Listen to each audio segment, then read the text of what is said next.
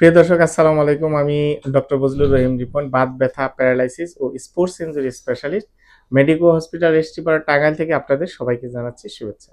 প্রিয় দর্শক, অনেক রোগী আমাদেরকে বলেন যে তারা, বিশেষ করে মধ্যবয়স্ক থেকে একটু বয়স্ক রোগী যারা, তারা হাঁটতে গেলে হাঁটুতে কটকট শব্দ হয় এবং দেখা যায় যে বেশি দূর হাঁটতে পারে না, হাঁটু ব্যথা হয়ে যায়, বা সিঁড়ি বেয়ে যখন উঠতে যায় তখন বা নামতে যায় তখন ব্যথা হয়, নিচে বসতে গেলে ব্যথা হয়, বিশেষ করে নামাজ পড়তে গেলে নিচে বসতে অসুবিধা হয়, শব্দ হয়, ব্যথা হয়, হ্যাঁ, বা অনেকে নিচে বসতেই পারে না। এই যে সমস্যাগুলি, এই সমস্যাগুলি আসলে কেন হয়, এটি একটি গুরুত্বপূর্ণ বিষয় এবং এই ধরনের সমস্যা হলে আমাদের আসলে করণীয়টা কি, সেই বিষয়টি আপনাদের সাথে একটু শেয়ার করতে। এই যে মধ্যবয়স্ক বা বয়স্ক রোগীদের ক্ষেত্রে যে হাঁটুর প্রবলেম, বিশেষ করে কটকট শব্দ হওয়া, নিচে বসতে অসুবিধা হওয়া, হাঁটু ভাঁজ করতে সমস্যা হওয়া, এটা বিভিন্ন কারণেই হতে পারে। তবে মূলত যে কারণে হয় সেটা হচ্ছে যে হাঁটুতে যখন অস্টিওআর্থ্রাইটিস হয়, অস্টিওআর্থ্রাইটিস এর কারণে আপনার হাঁটুর যে জয়েন্ট আছে, সেই জয়েন্টের যে দুটি হাড় থাকে, ফিমার এবং টিবিয়া, এবং ফিমার এবং এই টিবিয়ার মাথায় যে কার্টিলেজ থাকে,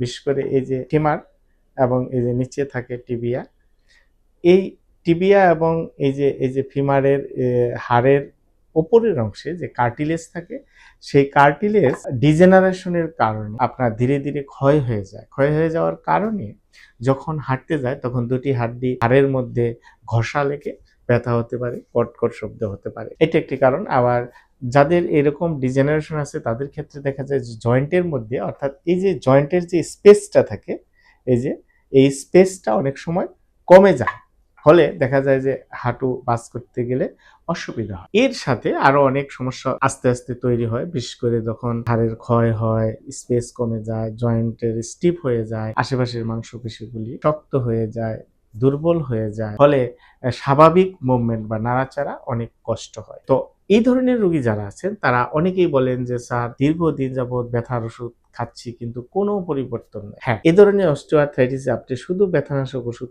খেলে আপনার এই রোগ ভালো হওয়ার সম্ভাবনা খুবই কম। এটা একটা প্রগ্রেসিভ ডিজেনারেটিভ ডিজিজ, দিন যাবে আস্তে আস্তে এটা বাড়তে থাকবে। এর আসল চিকিৎসাটা কি আসলে, সেটা আমাদের জানা দরকার। এর আসল চিকিৎসাটা হচ্ছে যে আপনার প্রপার অ্যাসেসমেন্ট করে তাকে এভিডেন্স বেসড ফিজিওথেরাপি করানো।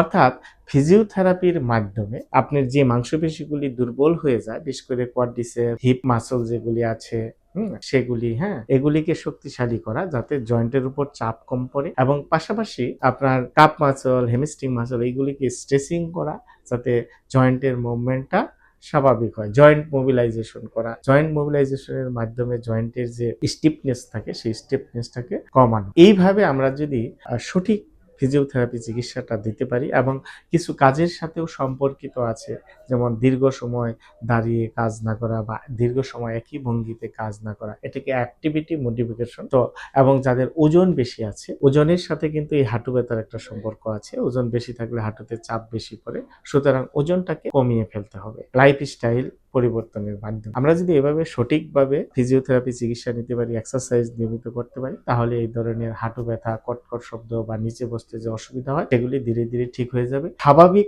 চলাচল, যে জীবনযাপন বা স্বাভাবিক চলাচলটা নিশ্চিত হবে। সুতরাং প্রিয় দর্শক, আপনারা যারা দীর্ঘদিন যাবৎ এই ধরনের হাঁটু ব্যথায় ভুগছেন, নিচে বসতে অসুবিধা হয়, সিঁড়ি বেয়ে ওঠানামা করতে সমস্যা হয়, হ্যাঁ, নিচে বসে নামাজ পড়তে সমস্যা হয়, তাদের জন্য পরামর্শ হচ্ছে আপনি এখনই একজন বিশেষজ্ঞ ফিজিওথেরাপি চিকিৎসকের পরামর্শ নিতে পারেন। আর আমাদের পরামর্শ নিতে চাইলে আমাদের স্ক্রিনে দেওয়া নাম্বারে যোগাযোগ করতে পারেন। ধন্যবাদ। আসসালামু আলাইকুম।